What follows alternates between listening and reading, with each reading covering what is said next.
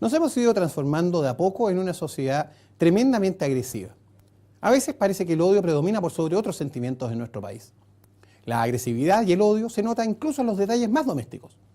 El Automóvil Club señala que el 25% de los chilenos que manejamos nos definimos como conductores agresivos, ofensivos, nerviosos o impulsivos.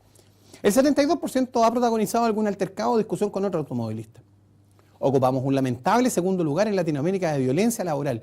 El 80% de los trabajadores del retail dice haber sido víctima de algún tipo de violencia psicológica laboral. Una muestra de esta violencia es el brutal ataque sufrido por Carolina Torres en la madrugada del 14 de febrero, solo por ir caminando por Pudahuel de la mano de su polola. Hace algún tiempo, 7 años atrás, en La Unión, una persona abusó de una niña y los vecinos fueron a funar a esta persona y le quemaron la casa. Pero resultó de que la casa era arrendada y la propietaria no tenía seguro y por lo tanto perdió todo lo que tenía. Y bueno, ¿cómo no recordar en esta clase de actos de violencia a Inés Pérez de Chicureo, que fue denostada públicamente por expresar declaraciones mal editadas por un medio de comunicación? Esta odiosidad, por cierto, incide en la política. Por recordar los casos más recientes, la agresión al ministro del Tribunal Constitucional, Iván Aróstica, al finalizar la audiencia sobre acceso y libertades condicionales, o la funa efectuada en Yoyeo a la obra de Patricia Maldonado y Raquel Argandoña por defender la obra de la dictadura de Pinochet. Bueno, esos son claramente casos de motivación de violencia política en el ejercicio de las libertades de expresión. Podríamos seguir, ejemplos hay varios. Todo esto nos hace replantearnos hasta dónde se puede permitir una sociedad democrática el predominio del odio en el espacio social. Partamos por lo básico. En una sociedad democrática cualquiera tiene derecho a reunirse con otros en un espacio público o en apoyo o rechazo de una idea, causa, persona, movimiento, por impopular, repugnante o desagradable que nos resulte. La Constitución pone escasas trabas para esto, que sea la manifestación pacífica y que sea sin armas. Asimismo, cualquiera puede expresar estas ideas, puesto que la libertad de expresión es un derecho esencial.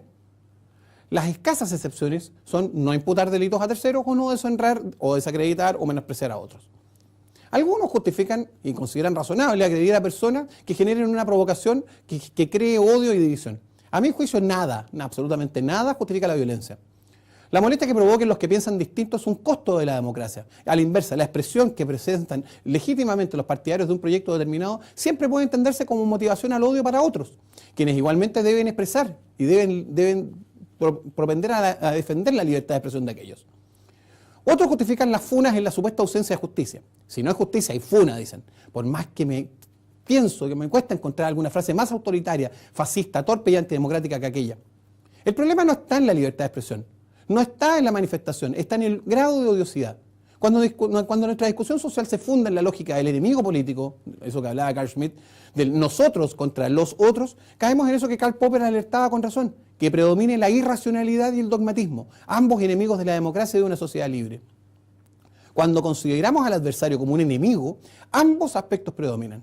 Eso aplica al conductor, aplica al tuitero, aplica al empleado, al vendedor, al político, al hincha del equipo rival o al manifestante de causas distintas a las propias. En democracia, los detractores o rivales son adversarios, pero no son enemigos. Un enemigo se diferencia de un adversario, como explica Clausen, en que el adversario se mueve en el mismo marco de su detractor, pertenece al mismo sistema, comparte convencimientos básicos. Es un competidor, sin duda, con el cual se pretende disputar un espacio por la vía argumentativa. Naturalmente, siempre se pretende derrotar al adversario, pero si eso no es posible, debemos aprender a aceptar sus victorias o a negociar con él algún compromiso, no aniquilarlo. De todo lo antes expuesto, deriva la siguiente conclusión.